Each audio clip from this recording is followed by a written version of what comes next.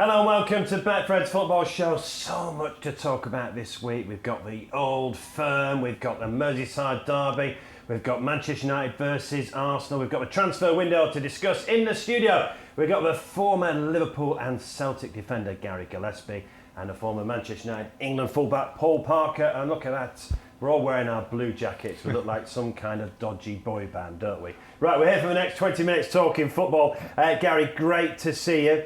I suppose the big news out of Liverpool, this is Arthur Melo on loan. Definitely needed a midfielder. Definitely, I think the screams out for a midfielder before everybody got kind of injured at the beginning of the season. He's come in on loan. I think it's a good deal for everybody, Juventus included. Certainly for Melo, gives him an opportunity to play some football, which he hasn't had so far. And it helps Liverpool out. And I mean, time will tell whether he settles into that Liverpool side. The jury's probably out on performance-wise. I'm not seeing a great deal off him, to be quite honest with you. But in saying that, he's an experienced player. And let's face it, Liverpool have done pretty good in the recruitment stakes so far under Jurgen Klopp. And I don't see any reason why he shouldn't be a success. Are you disappointed there's not more signings? Not really. I think it's not in the makeup of like the football club. It's not in the makeup of Jurgen Klopp. He's very choosy who he wants to bring in. He only wants to bring the right sort of people in. And as I say, going back to your time, wasn't it? Just one absolutely. or two each season. Yeah, and I mean, who can argue with the deals that he's actually got over the line? There've been more. I think his success rate with like most of his signings have been absolutely fantastic. So, all in all, I think it's a good bit of business, and hopefully it'll be a success. Parks, 227.4 million spent at Manchester United this transfer window. Obviously, the headline yesterday was Anthony being confirmed, 82 million, 5-year contract, 22-year-old. Well, we all know it's a lot of money. It's a gamble. I think it is a gamble when you spend that kind of money on a player from the league he's come from. He's young, and he's not that well known. And it's seen as. But he was on Ten Hag's wanted list right at the very beginning. He was, yes, and the same was like Ole Gunnar. He had Sancho, wanted him for nearly 18 months, paid 70 odd million, and they haven't had value for money. Even as of now, it hasn't been anywhere near it. So it's still a gamble. But if he gets going and he gets the fans off their seat, Manchester United want to see wide players, forwards who. Really inferior, are creative, but can improvise as well. And that man definitely can improvise. But is he going to be a regular player, consistent player in the Manchester United team? A record 1.9 billion in this transfer window. The record before was 2017, 1.43. So we had some big deals going through yesterday. Man City added to their squad as well. And then look at that, at the bottom, Aubameyang is back. Chelsea are the top spenders with £278 million, which is a record, but Aubameyang was only 12 million. It was a busy final day, but that is a hell of a lot of money of a whole window, isn't it? 1.9 billion. I think it just emphasises the fact that how strong the Premier League is, and it's awash with money. I think that sum of money was greater than the entire Spanish and Italian leagues put together that they have spent. So I think again it just emphasises how strong and how powerful and how rich the Premier League is at this moment in time. Yeah, 1.9 billion, which is a record. Right, we'll talk about Manchester United and Liverpool in detail. We're going to talk about one of your former clubs because it's a huge game tomorrow lunchtime. Celtic versus Rangers, and obviously I know it's very, very early on, Gary, but with Rangers drawing that game, Celtic can pull away. Well, it's been a bit like in Scotland it's been Celtic and Rangers, but it seems it's been Celtic and Rangers forever. And down in the Premier League it's been Liverpool and Manchester City, the two really form horses. And I don't see any difference again this season. I think Celtic and Rangers will certainly be vying for that title. I think Celtic at this moment in time, for me, from what I've seen so far, and it is early on in the league, they've just got a little bit more than what Rangers have got at this moment in time. I think excitement-wise, Jota is certainly one of the players that, when you play for Celtic, and they love people that can make things happen and excite fans, and he at this moment in time is probably the figurehead of like Scottish football. I know he's Portuguese, but like he really is like the top kiddie at the time. And I think Celtic, for me, have just got more players that can make a difference in big games, and I expect them to get a result at the weekend. Rangers have done fantastically well, especially qualifying for Champions League, and what a group they've got as well, including Liverpool. And they'll be looking forward to that. That'll be fantastic. But I think for me, Celtic at this moment in time just have the edge. Right, we started the show talking about finances. Obviously, it's a massive boost, Rangers getting in the Champions League, isn't it? Yeah, it makes a massive difference to your finances. I think the gulf would have been so great had they not done that between the two clubs, Celtic and Rangers. And I think from a Scottish football point of view, to have the two top sides in the Champions League, I think is going to be a massive boost for not just the two football clubs, but for Scottish football in general. And heaven knows it probably needs a little bit of a boost as well. But massive result for Rangers, and all credit to them. They followed on from last season. They did particularly well in Europe last season. Celtic, for whatever reason, seemed to fall flat a little bit in European football. But again, they've got the opportunity to put that right, and what better place to go? I think they go to the Bernabeu like for their first game. I mean, that's a classic fixture, isn't it? Some cracking European games. Right, Parks, give us a score prediction for Celtic versus Rangers. Listen to what Gary's saying. I agree entirely what he says about Celtic. They've got saying about them. They've got those individuals, while Rangers are mentally quite a strong side. The way they can just battle through, come from behind, is what we've seen in Europe on quite a few occasions. But I've got to go a little bit with the flair of Celtic, and I do enjoy watching them play. Prediction? Celtic to win. I'm going to go 3-1. 3-1 Celtic. Prediction? I'll go 2-0 for Celtic. 2-0. Right, how does the Old Firm compare to a Merseyside derby? There is no derby. I was listening to the radio on the way in actually, and Charlie Adams was speaking, and I'm with him. There is no derby like the Old Firm derby. For whatever reason, I played in the Merseyside derby often enough. Played against Manchester United, big games, but the hatred and the rivalry and the history that goes behind it. For me, there is just nothing like the Old Firm derby. Right, well, we've got a Merseyside derby as well tomorrow lunchtime at 12:30. Everton versus Liverpool. I tell you what, there have been plenty of draws in this game. 4 in the last 5 at Goodison Park. Merseyside derbies are finishing the draw. 8 in the last 10. Everton not won at home against Liverpool since 2010 as well. It was 4-1 to Liverpool last season. Before we talk the actual game, right, obviously, where are Liverpool at? I presume that late goal against Newcastle changes things quite a lot, doesn't it? Massive boost for confidence and belief. The performances haven't been fantastic, but they haven't been desperately poor either. They're somewhere in the middle there. The fact that they've set the standards so high in previous seasons, I think, is gauged by this season, like how, I mean, they've drawn 2 games and lost 1 or something like that. It's very early on in the season, and I do expect them to get stronger as the season goes on. There's no doubt about it. They've not been at a level where they have been in previous seasons, but in saying that, I still see them getting back up there, and I think, a bit like what we were talking about the Manchester United game, there was no logical football reason that Manchester United beat Liverpool, to be honest with you. Liverpool are the better team, in my opinion. I think a lot of people's opinion. And I see the same again going into the game against Everton.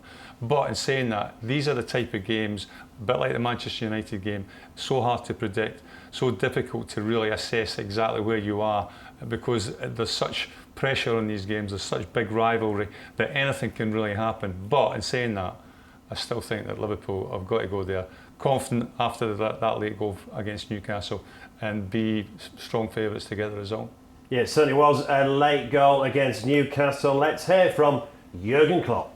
Sleep now twice and then we play Everton, so we have to make sure that we use these 2 days really well. But yes, last 2 games, 6 points, proper scoreline, so that's all positive. But everybody saw it tonight. We have to improve. We have to. The next game will not be like that. Everton opens for us now all the gates and says, "Okay, you want to go here or there?" So we have to fight through this as well, and that at Goodison and not at home. So yeah, we know it will be tough. So we have to be ready for that. When we played football, we were really good. Even tonight against an opponent who threw everything in between us and the goal. So that's the truth, and that's what we have to do now, consistently playing football. And there are moments when you have to force it, but you cannot force it, and then hope all of a sudden you can start playing football. We need obviously still to make a few steps to be as good as we can be. But the next game will be a proper fight. I'm not sure we should think too much about playing football. So it will be a proper fight, and we have to be ready for that, and then we will see what we get for it. Right, where do you think Liverpool are? You can have a go at Gary, because he said that there was no logical reason for Liverpool losing to Manchester United. I think the thing that it was a bonus for United to be playing Liverpool after their previous two games. But the first two games, I should say. That was going to make or break maybe the team. In many respects, after that performance at Brentford, it couldn't get any worse. No, it couldn't get any worse. So it's going to make or break the team, but more than anything, individuals are going to be found out if they were kind of lacking. They didn't really fancy it. And that Liverpool game, it came together. It's the best. They beat Liverpool, but they beat Liverpool not backs to the wall. They took the game to Liverpool, especially in that first 45 minutes. Liverpool got a lot of it in the second half. Yes, they got a goal back, but I think United deserved the game in the end, just by the way they've gone about it. I'm not sure if Gary agrees with that, but I think they deserve to win the game. And there hasn't been many games that they deserve to win when they have played the big sides, but it's always been back to the wall. But they've stepped forward and they've moved on again, still lacking quality. But I think Liverpool at the moment, their midfield at the moment is very vulnerable. Yeah. And the best thing I'm seeing so far this season, Gary, is that teams are being competitive. Teams are going at City, like Palace tried to do. Teams have gone at Liverpool, like Fulham did on the first day of the season. So I'm hoping that we're actually going to get a competitive Premier League, because that's when it can be the best league, as they want to talk about it, rather than two sides having 90 points each and then trying to say it's the best league when it's not. So I want Liverpool and Man City to compete all the way through the league, and the best team will come through, and it will be City or Liverpool, because still now I can't see anyone else winning the Premier League. Well, I think it'll be more competitive. I think we've seen the likes of Arsenal get better so far. Tottenham have got better as well, stronger probably mentally than anything else. Chelsea have spent, as you say, fortunes in the transfer window. We'll have to see how that pans out. And Manchester United, I think, gradually will get better. So hopefully there is more competition, and it's not just like Manchester City and Liverpool. But I still think that they are firm favourites to be there at the end of the season. Oh, I think City are, and obviously Haaland looks an amazing signing of the transfer window. But let's turn our attention to Everton. Mounting pressure on Frank Lampard. Let's get the view from the terraces and Baz from Toffee TV. From going the match and being in the stadium and stuff, and obviously all the stuff we do, the majority, if not everyone, is still behind Frank Lampard. Has he made some mistakes? Yeah, but all managers make mistakes. There is a strange narrative I see online sometimes, and it's not from Evertonians, that he's under pressure and he's the next one for the sack and all that, but that certainly isn't what's going on at the club, and isn't what's going on in the majority of the fan base, certainly as I read it. I think everyone's behind him. Everyone knows that what he inherited from Rafa Benitez wasn't great.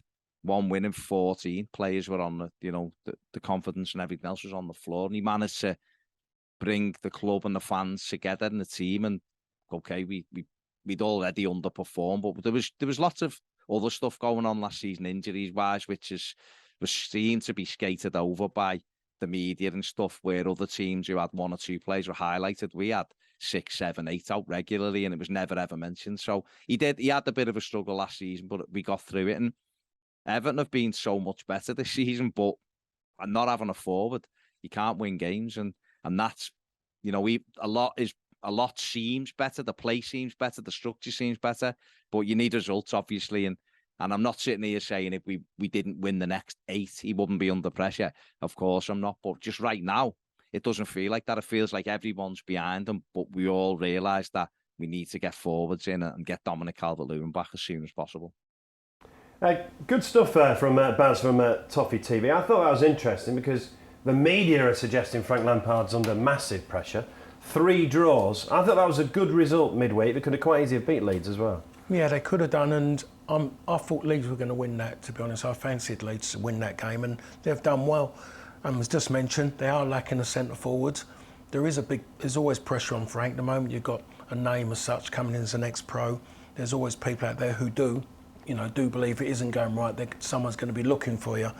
But this weekend is going to be about Everton rolling their sleeves up, as it's been for many, many seasons past, when they just have to go around and work as hard as possible to try and break everything up that Liverpool are trying to do. Liverpool will be going the other way, that every time they get the ball, they're going to want to take the tempo out of the game and slow it down and get it to a level where they can play, because the Evertonians will be trying their best to really upset Liverpool by the screaming, shouting and making it as loud as possible. And if Everton can't get the ball or can't get any play, then that's going to quieten the crowd.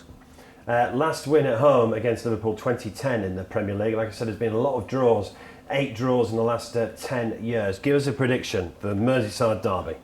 As you said, it favours a draw, doesn't it, generally? But I'm going to go Liverpool to win. Liverpool to win? I've got to go with Liverpool to win. Give us a scoreline as well. I think it'll be quite comfortable, to be honest with you, and I think it'll go... It was 4-1 last season. I'll go 3-0. 3-0 Liverpool. Yeah. And then... You're looking at me as if that's like... Well, I'm not surprised you've tipped up Liverpool. You're just surprised he's gone 3-0? Yeah. I think it could be closer. Right, well... It could be closer. You know, obviously with the injuries as well. Probably going to be no Henderson, is there? Well, I mean, it could certainly be closer. I'm just like... That's probably an optimistic prediction. But no, I still think there's a gulf between the two teams. And Everton are struggling like with no striker. Gordon's a dangerous player.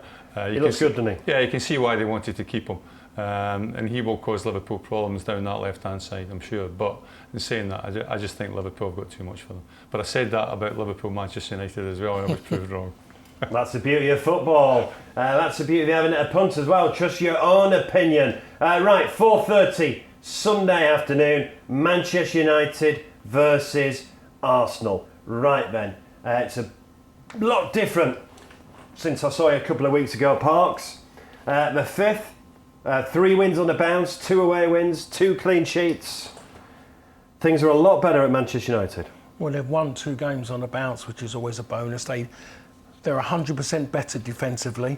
They're more tenacious, they're more hungry, they're more coordinated. They're actually a back 4 in the line and catching people offside. Someone's attacking the first ball. They're moving the ball quicker from the back into midfield and to the front line. There's an improvement, but you can now, when you see what the back line's like, you're now seeing weaknesses in other areas. The midfield is still not quite right. Maybe Casemiro will not come seen in. Casemiro yet. Maybe comes in and takes out Scott McTominay. He goes and sits in there, and then that will take a bit of pressure off the defence as well, because Scott McTominay is not, his awareness in shielding is not good at all.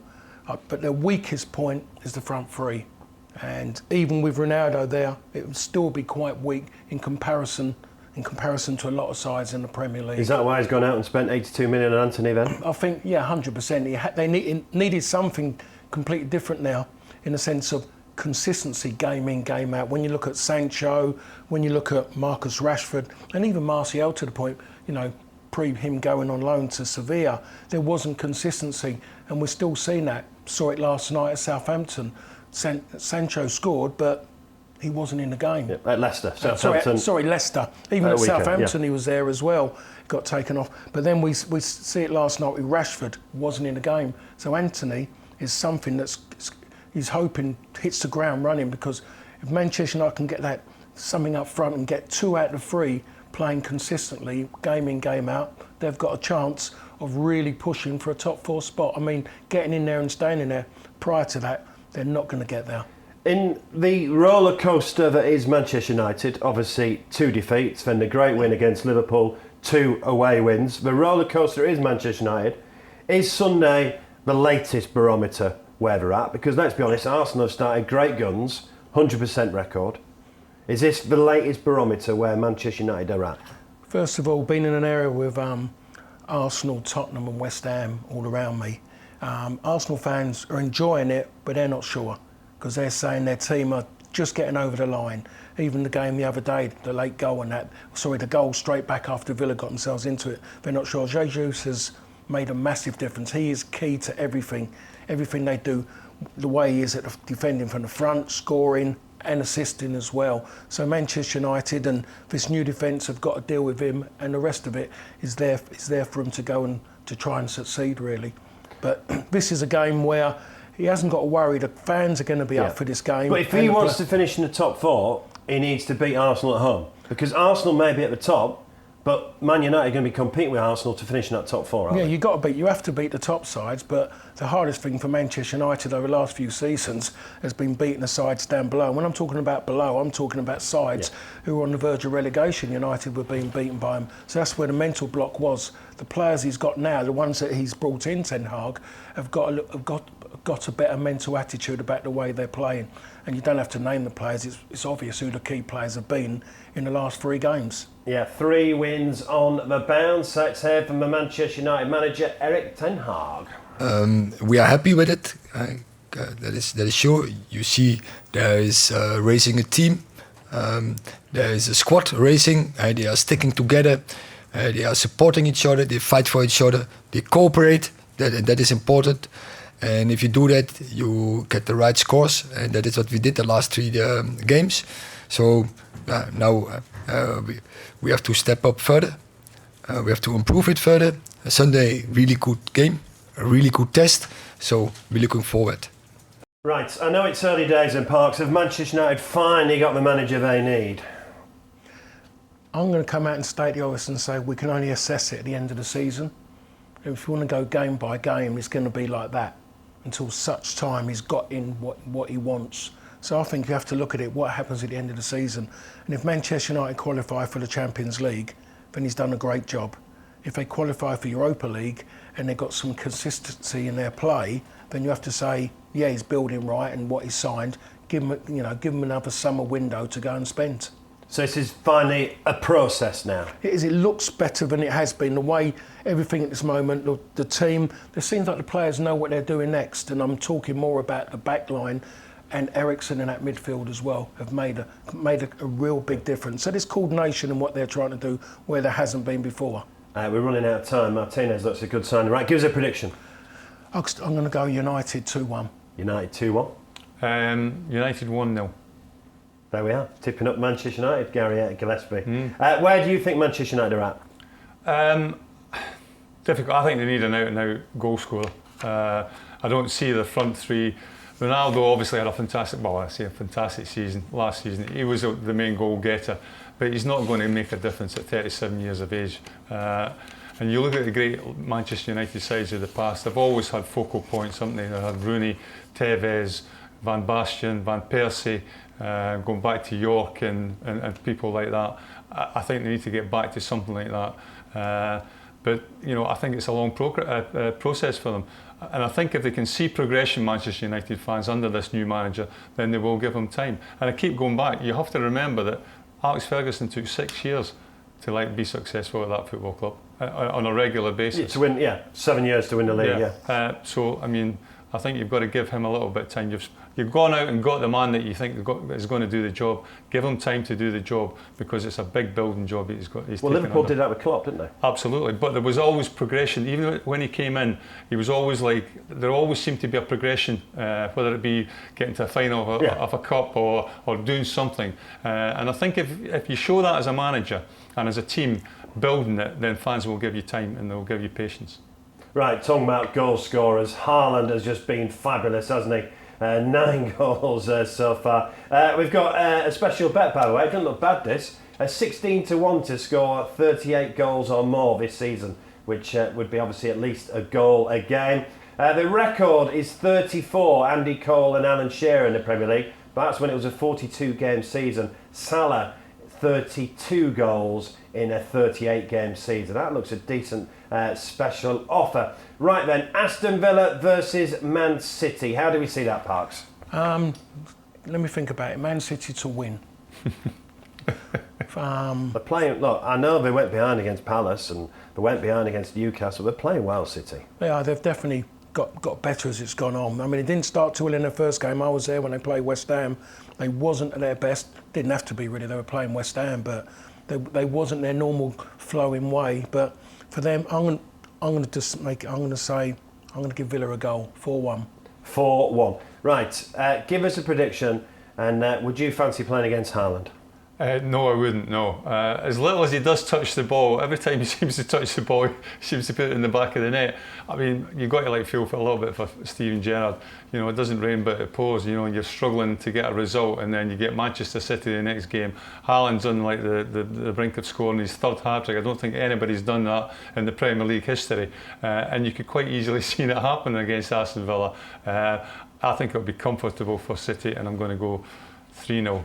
3-0 Man City. That's a 5:30 kick-off. At 2 o'clock on Sunday is Brighton versus Leicester.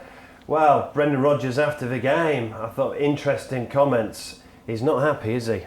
He's not, and I think you can understand why. Lack of investment.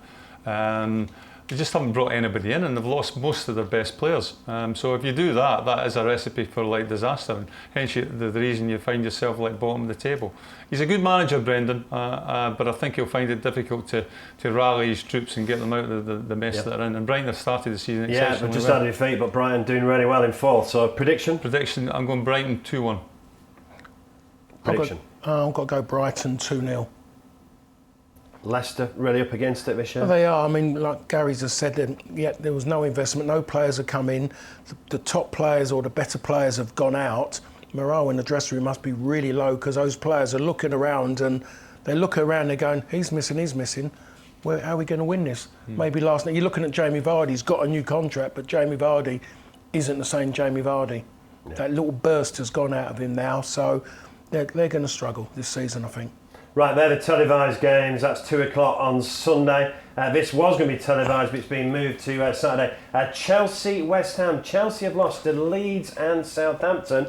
We've mentioned how much money they've spent. Record amount of money, 278 million. I think with the amount of money you spend comes pressure, and I think Tuchel will find he's under a little bit of pressure to get results, especially probably quickly at Chelsea. As well. I've got to get it quickly as well.